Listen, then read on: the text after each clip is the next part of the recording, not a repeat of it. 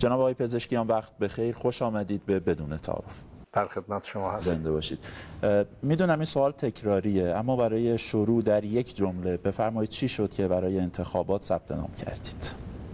مردم عزیز ما بدانند که من به عنوان یک فردی که تو این مملکت و تو این آب و خاک زندگی میکنم، علمم را، مهارتم را و مسیر زندگیم را برای ارتقا و سربلندی این مردم و این کشور تا جایی که بتونم با اونها در طبق اخلاص گذاشته و با آنها تا آخر خواهم ماند.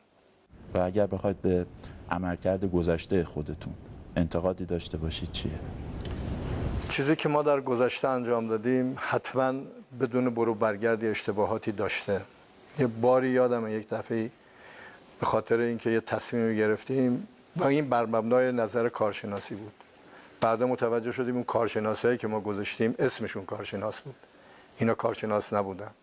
و الان در ساختارهایی که درست کردیم خیلی جاها آدمایی نشستن که کارشناسن و کارشناس نیستن و این مشکل مدیران ارشده که ظاهراً ایده کارشناسی میدن و بعدم میگن کارشناسی کردیم، اما نتیجه‌ای که میگیرن خلاف آن چیزی است که هست.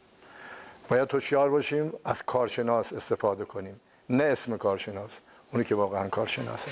اگر پیروز انتخابات بشید، فکر میکنید در 6 ماهه نخست کارتون چه گروه یا گروه‌هایی بیشتر از عملکرد شما انتقاد میکنن و بابت چی؟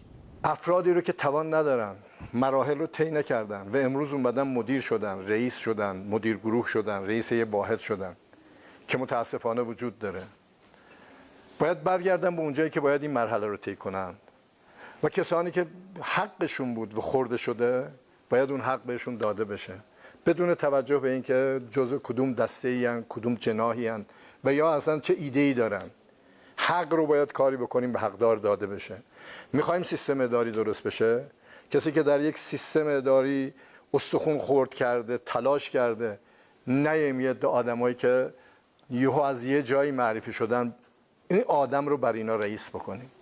در نتیجه احتمالاً اون آدمایی که بی خود اومدن بالا از دست ما ناراضی بشن. یعنی جابجایی و اینها؟ جابجایی بر اساس شایستگی، لیاقت، سابقه و تجربه و عمل کرد، نه بر اساس سیاسی، جناحی، دسته‌ای و گروهی. حق رو به اون کسی که حقشه باید بدیم. چرا از ما ناراضی هستن؟ برای اینکه حق یه عده رو میخوریم. دوستمون و آشنامون رو، قوم خویشمون رو، حزبمون رو میاریم بالا و بعد اونایی که حقشون اونجا موندن زیر دست اونا میخوان کار کنن. خب ناراضی میشن. حق رو باید به حقدار بدیم. و این چیزیه که خب طبیعتا یه عده آدمایی که بی خود اومدن بالا از دست ما. یعنی تو همون 6 ماه نخست میرید سراغ این موضوع؟ تلاش خواهیم کرد که این کار بر اساس حق و ارزیابی ها و شاخص ها اتفاق بیفته. آقای پزشکیان، درباره خانواده، اموال و دارایی هاتون به مردم توضیح میدید؟ من به خانواده‌ام افتخار میکنم. من علی‌رغمی که خب همسرم رو 30 سال میشه از دست دادم و این بچه ها در سیر زندگیشون با هم بودیم، اینا باعث بی‌آبرویی من نه تنها نشدن، باعث آبروی بندن.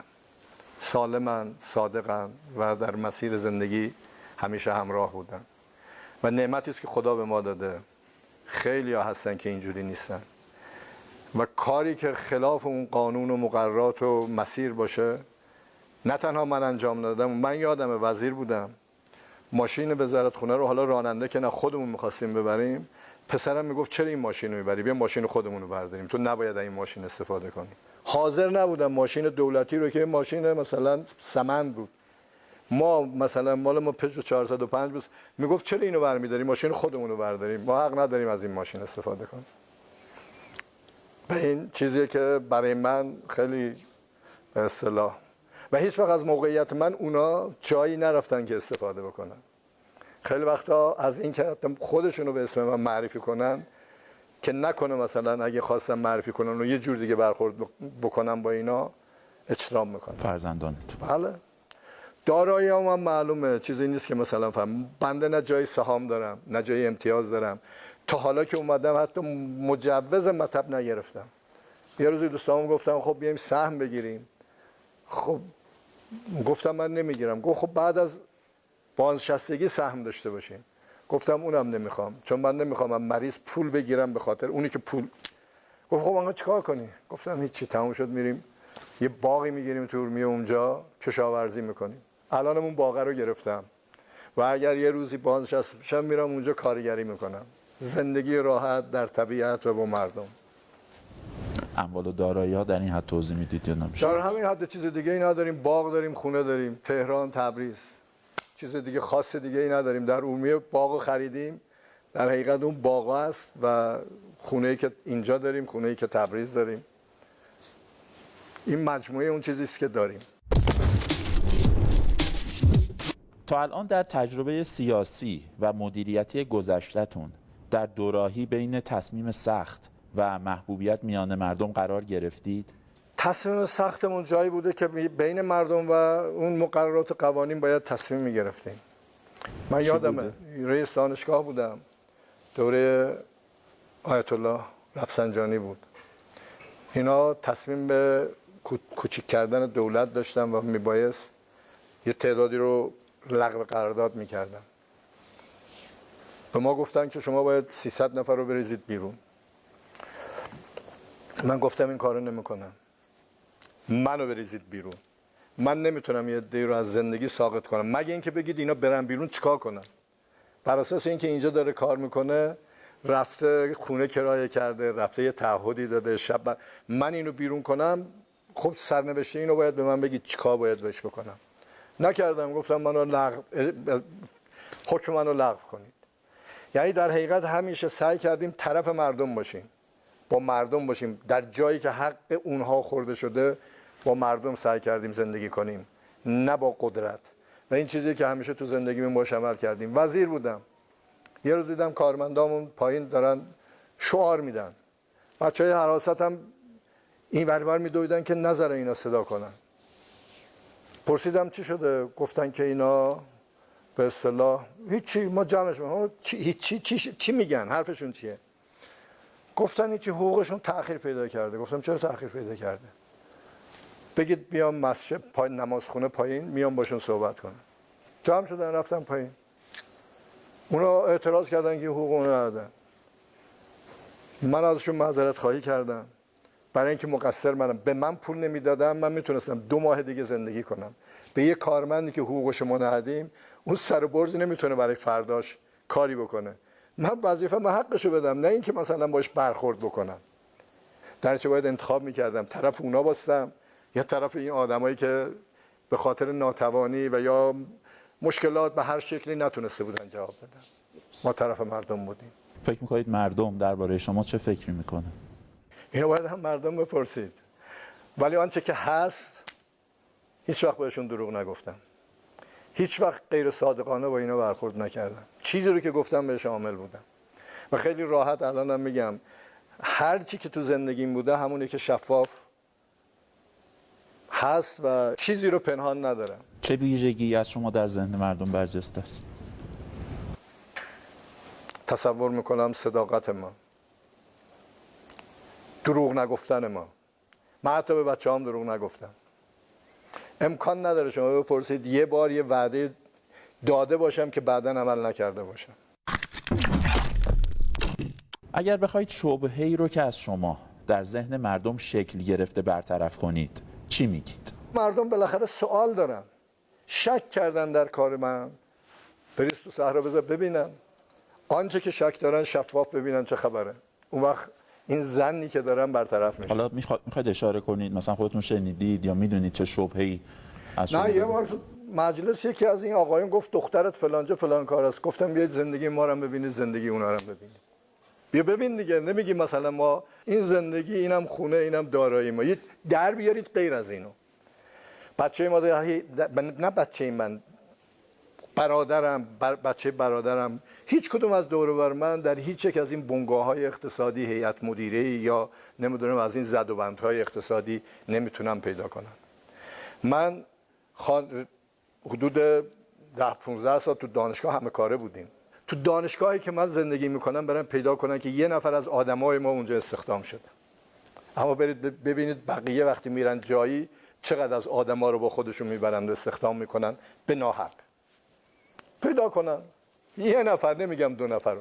در صورتی که بچهای خواهرم بیکارن، بچهای برادرم بیکارن، من میتونستم چه در اونجا چه در جای دیگه توصیه کنم کاری بهشون بدن. حالا نه اینکه رئیس هیئت مدیره بشن یا مجوزی بدن، برای کاری بکنن.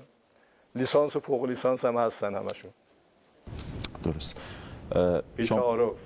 بی‌تعارف. شما قومیت گرا هستید؟ اگه قومیت گرا بودم نمیگفتم ایران برای همه. اگه قومیت گرا بودم هیچ وقت برای ایران تا پای مرگ تو جبهه ها نمی جنگیدم. اگه قومیت گرا بودم امروز نمیگفتم حق همه مردم رو باید بدیم، به همه گوش بدیم و مشکلات همه رو حل کنیم. و اما نسل زد و شکاف نسلی که بین شما و اونها وجود داره، به این فکر کردید؟ من والا با بچه‌ها، با جوونا خیلی وقتا با نوه‌های خودم میشینیم، کوه میریم، بازی میکنیم، سالن ورزش میریم، نمیدونم توی مسابقات میریم شرکت میکنیم. مشکل ما اون چی که اونا مشکل دارن این که اینا به دنبال نوآوری و علم و تازگی هستن. زمانی ما با اونا مشکل پیدا میکنیم که در این ذهنیت بسته مانده باشیم. ما تلاش کردیم ذهن بسته نداشته باشیم. تلاش کردیم که بتونیم آنچه که حق اوناست و میبایست شکوفا بشن نادیده نگیریم و براشون مانع ایجاد نکنیم که نتونن رشد کنن. وظیفه ما آماده کردن بستری است برای شکوفایی، رشد و بالندگی این عزیزان. ما با اونا مشکل نداریم، اونا با ما مشکل دارن، برای اینکه میخوایم از اون ذهن بسته‌ای که داریم جلوی رفتن اونها رو بگیریم. فکر میکنید چه زمانی بازنشسته میشید و برای فراغت بعد از مسئولیت چه برنامه‌ای دارید؟ میریم تو اون باغی که خریدیم قشنگ کارگری نه، بالاخره زندگی راحتیه. خیلی راحت تر آدم میتونه دیگه بره اونجا با گل و گیاه و درخت و زمین بشینه کار کنه. و حالا زمان بازنشستگی هم طبق قانون هر وقت خواستم بازنشسته ایم. پس برنامه‌تون باغ و ایناست دیگه؟ بله، یه زندگی بازنشسته شدیم میریم تو طبیعت و راحت زندگی میکنیم. آیا شما فکر میکنید اختیارات کافی قانونی برای انجام وظیفه به عنوان رئیس جمهور در ایران رو دارید؟ ما در این کشور میخوایم اگه به جایی برسیم اصولا باید بین قوا و سیاستگزاری ها یک تعامل سازنده‌ای برای رسیدن به اون هدف داشته باشیم. اگه بخوایم بگیم هرچی ما میگیم باید انجام بگیره، خب طبیعتا نمیشه. عین این تعامل رو با مردم باید داشته باشیم، عین این تعامل رو باید با دنیا داشته باشیم. اینکه حرف ماست، مردم اینجا اشتباه میکنن، اینکه من رئیسم بقیه باید حرف منو بپذیرن، این بدترین نوع مدیریتی است که ممکنه باشه. ما با تعامل و گفتگو میتونیم پیش بریم، با امر و نهی نمیتونیم پیش بریم. در نتیجه در محدوده‌ای که من در اختیار، دولت در اختیار داره و یا در اختیارش خواهد بود، برای رفتن باید با تعامل با دیگر قوا بتونه اون منویات رو در چارچوب سیاست‌های کلی پیش ببره. با تعامل نه تقابل ما میتونیم پیش بریم. ما قصد تقابل با هیچ کی نداریم، نه در درون دولت، نه با مردم، نه با سیاست‌های جهانی. در پایان میخوام بدون تعارف جمله بگید به هوادارانتون ابتدا. با هم، برای ایران و با ایرانیان. و بدون تعارف با مخالفان و منتقدانتون. مخالفان اگر حق با اوناست باعث پیشرفت ما خواهد بود و ما قطعا صدای اونها رو خواهیم شنید و اعمال خواهیم کرد اگر حق با اونا باشه. و جمله پایانی بدون تعارف با مردم. ما موظف نیستیم مردم رو ناراضی کنیم، ما باید نارضایتی ها رو برطرف کنیم. دغدغه مردم چیزی است که باید در ذهن همه مدیران و مسئولان باشه و کاری بکنیم که اونا راحت زندگی بکنن، راحت ارتقا پیدا کنن و حقشون بی خود ضایع نشه. خیلی متشکرم ازتون فرصت گذاشتید و در ویژه برنامه انتخاباتی بدون تعارف شرکت کردید. ممنون، متشکرم، خدا قوت.